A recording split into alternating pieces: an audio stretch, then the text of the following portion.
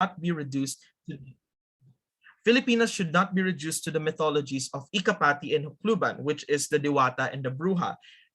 Women today should not be seen as either just motherly, caring, and fertile, or hysterical, vengeful, and promiscuous. There must be more to that. There must be a liminal space in which we can define them. The Filipino cyborg today accepts this eroticization and accepts the monstrous materials that construct her. Now, why am I saying this? Because this is very important to understand the behavior of Filipino incels. Because Filipino incels don't like this. Filipino incels believe that a woman shouldn't be mutating, that they should stay static. And in this sense, this is what creates this ironic kind of perverse logic that they have of women, that women are just inferior and all that. So how do we construct this? So the vehemence from this comes from how the Filipino incel sees the mutation as the truth, and it destroys their very subjectivity. So first, let's define what an obsessional neurosis is. So the psychoanalyst Lacan, who integrated this idea from Freud, was the figure who formalized the structure of obsessional neurosis. However, the philosopher Slavoj Zizek culturalized it for a philosophy. So he summarizes this by writing, the obsessional participates in frenzied activity. He works feverishly all the time. Why? To avoid some uncommon catastrophe that would take place if the activity were to stop. His frenetic activity is based on the ultimatum, if I don't do this, some unspeakable, horrible X will take place. So the obsessional draws on delaying the inevitable truth because they base it upon rituals. They want, for example, for a more cogent example, obsessional neurotics, when they go to psychoanalysis, they usually talk and talk because they don't want to hear what the psychoanalyst has to say about them. So the psychoanalyst asks a simple question, what did you have for lunch today? And they'll talk for an hour about their lunch because they don't want to hear what sickness they have. They want to delay the truth. They want to delay this inevitable catastrophe that they're referring to. So incels are usually characterized by violence, which is opposite to obsessional neurosis.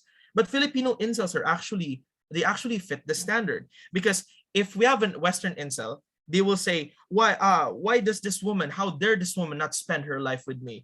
Like, she's not that beautiful. The Filipino incel says the opposite. He says, oh, that's okay. No woman will ever love me. Yes, I'm too ugly for all the women out there. Yes, it's okay. I'm going to be lonely forever. So that's how they averse this particular logic. Or the Filipino, in Filipino colloquial terms, ako lang naman ito, which is very common. So it dislocates this image. And as we can see from this confrontation by Elliot Rodger from his book, if a Filipino incel was to be in his position, instead of saying that he hates this half Asian, he'll try to understand it and say, oh, I understand why this woman doesn't like me, because this guy's half Asian, he must be smarter than me and all that stuff. And aside from this, as one could notice as well, there's an aspect of guilt to obsessional neurosis and Filipino incels. They both have the same desire to degrade themselves so that they can feel guilty afterwards in order to bring down the truth to their level. So to place this in a better frame, let's look at some examples. So the first two observed characteristics of obsessional neurosis and Filipino incels are their intense politicization of women. And the second is the feminization of males worshipped by females. In Facebook threads consisting of mostly young males subscribing to alt-right nationalism, progressivism, and women are usually perceived as the lowly standard that diminishes her intelligence. So as we can see from these posts, so this idea of them degrading the politics of a woman is not directly stated. They don't say that this woman is lowly because her politics is leaning towards progressivism, but rather they use this as a joke, like a meme. They hide this because, according to Zizek, or as Zizek would say, there needs to be a space for ideology to transcend. You can't just say it directly, or else it will break this register of fantasy. So as obsessionals, they refuse to confront this.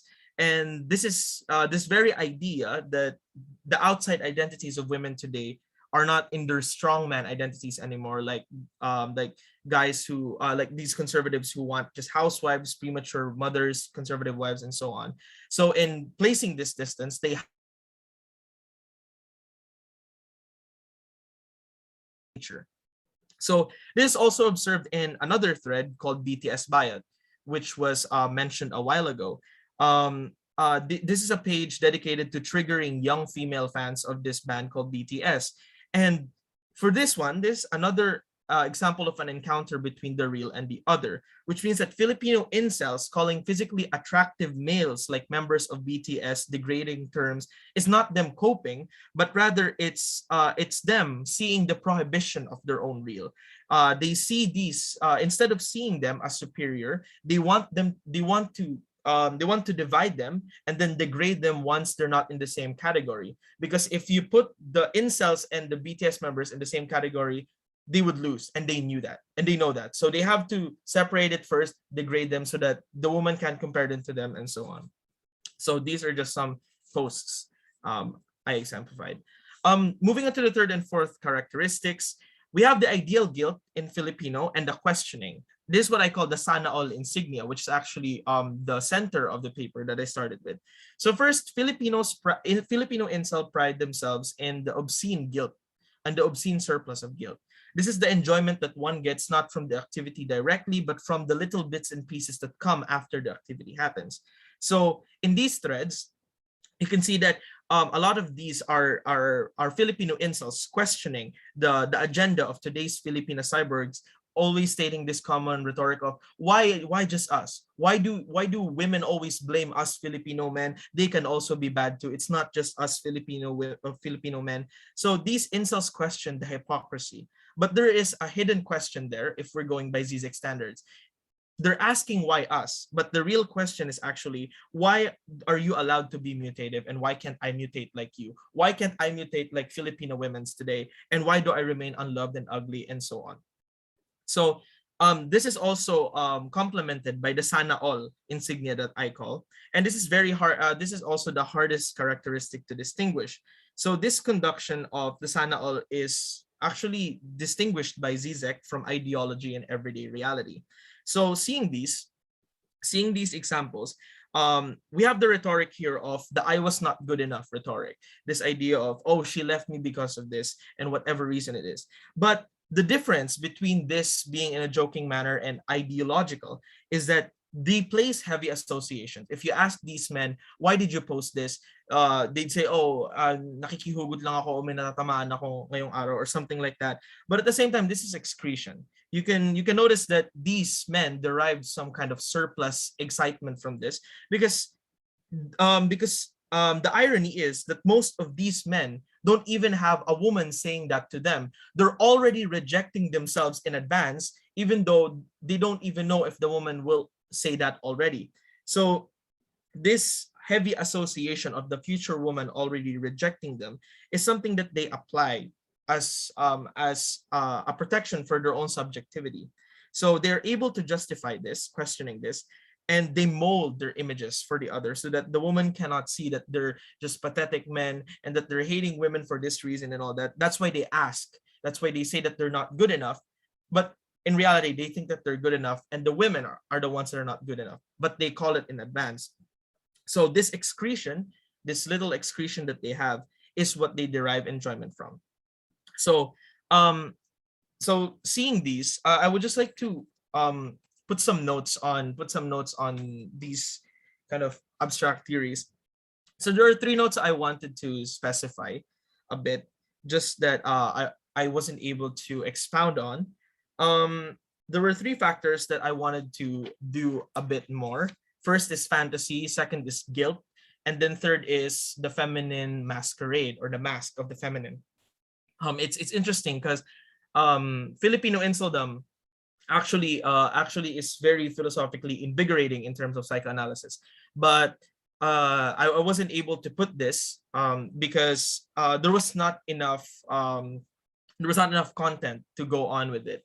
So I would just like to add this as a note, like kind of a recommendation as well, that this is kind of an additional concept if ever this study would be furthered. And this is a very important study because this kind of just a cursory experimental paper that I was trying to do just to see. But interestingly enough, these 3 correlate to create a new topic of interest, and that it actually extends beyond what the Filipino incel is, and we can categorize them between political and apolitical linings.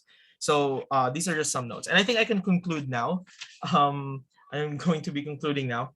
So this is a very important topic, and I'm very surprised that no study has been made from any discipline about this in the Philippines specifically. I haven't. If you search the term Filipino incel on Google, nothing comes up. Like 3 results comes up, and those are just like some tweets. And it's very concerning because this is what the idea of the Western identity is. They think that incels are just violent males, so that they never suspect Filipinos can also be capable of this. But there's much misogyny online that we don't even know that there's already a structure beneath it. There's a bigger ideological structure of inceldom that we're not realizing. This is why I think that we should have a distinction for Filipino incels first. And I recommend a study that further accentuates this distinction between political and non-political linings, because there's a difference for them.